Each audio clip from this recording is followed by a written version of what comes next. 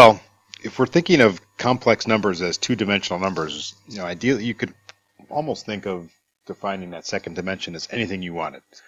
But mathematicians tried a bunch of different things and decided which ones might be useful.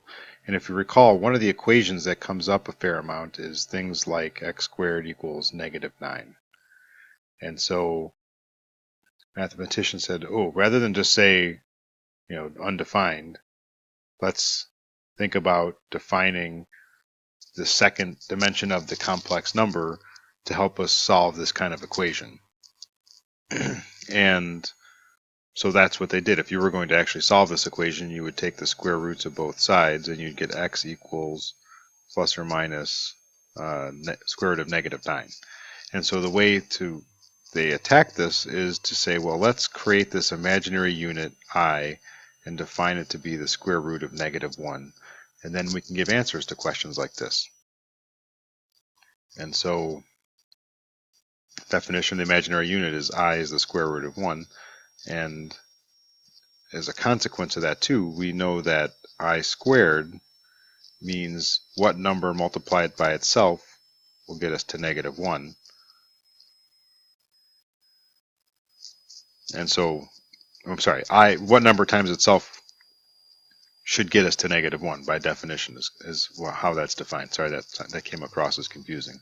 So anyway, this is just a natural consequence of that definition, that if I is the square root of -1, when you square it, we should get this value of -1, which that should tell you right there it feels kind of imaginary because there is no number squared that can give you a negative number. And so this is how mathematicians define the imaginary unit. So number 10 here is let's rewrite these radicals as pure imaginaries. I think the simplest way to do this is just to split it apart into two pieces. So we're going to multiply. So -3 can be written as 3 times -1. And so if we do that, we can split this radical apart as 3 times -1. We know that this guy is I here, and so we're going to get square root of 3I. Essentially going to replace the negative sign and put an I there. Same thing here. If we split this apart, it is the square root of 9 times square root of -1. Square root of 9 is 3. Square root of -1 by definition is I. And so we'll just get 3I for this one. Here we have -20 times square root of 20 times the square root of -1. Square root of 20I. We're not really done though, because the square root of 20 can be simplified. If we rewrite the square root of 20 as the square root of 4 times the square root of 5, we're going to simplify that out to a 2, and we'll get 2 root 5 times I. But essentially all we did here in all these problems was take out the negative sign and replace it with an I, and then simplify from there. And this one's just kind of a trick question on D that just equals I.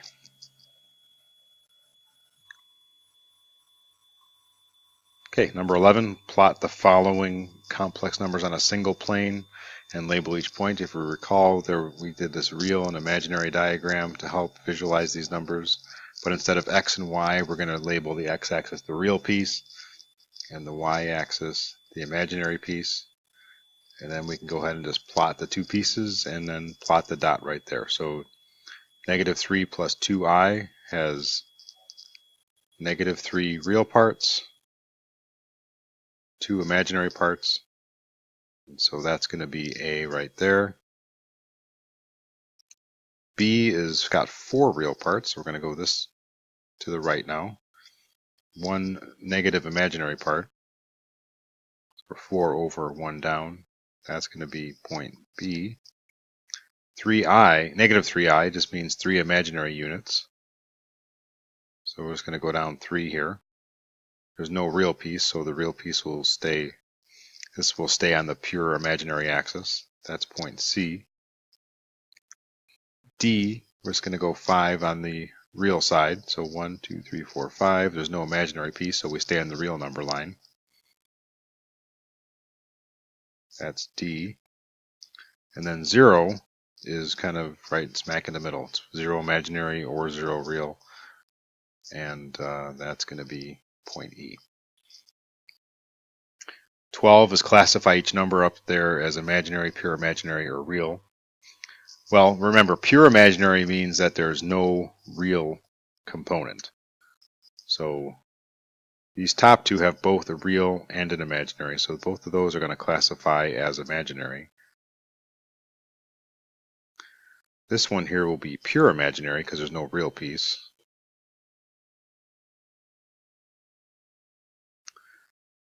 D will be real because there's no imaginary piece. And 0, we never really actually talked about this in class, but it's kind of a hybrid.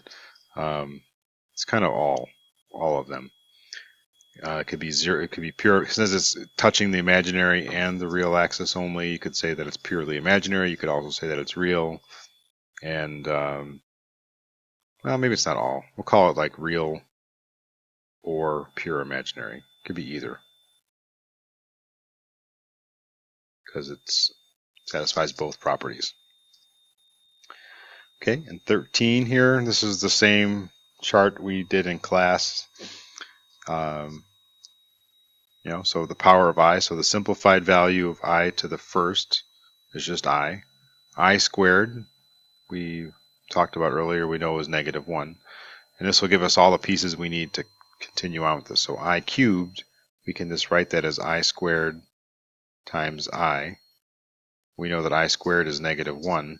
We know that I is just I, so -1 times I is -I. I to the fourth, we could simply write that as I squared times I squared. We know that I squared is -1, so -1 times -1 equals +1. And this one's a key, I to the fourth being 1, because then we can just take those kind of powers out. So like an I to the fifth here, we can rewrite that as just I to the fourth times I. We know I to the fourth is 1, so that's 1 times I. I to the sixth, we can write as I to the fourth times I squared. Again, that's 1, so that's just going to equal I squared, but I squared is equal to -1. You can see the pattern is starting to emerge here. The old familiar pattern. Sorry, this should have said -I here.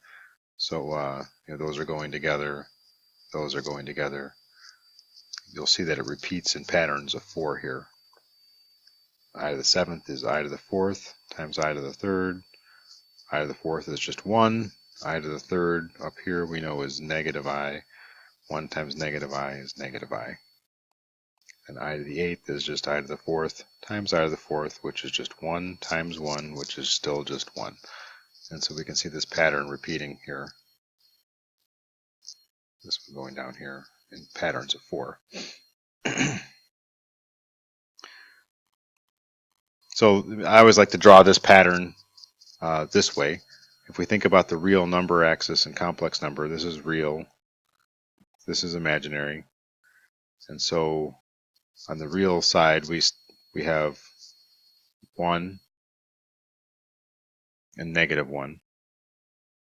On the imaginary side, we have I and -I, and then the powers kind of repeat in this pattern. I'll draw it over here again. So we have 1, I. So every time you multiply it by I, you move in this pattern. So 1 times I is I. I times another I is -1. Times another I is -I. Times another I, it gets you back to 1. So it's how many times you're multiplying by I. So this arrow means multiply by I.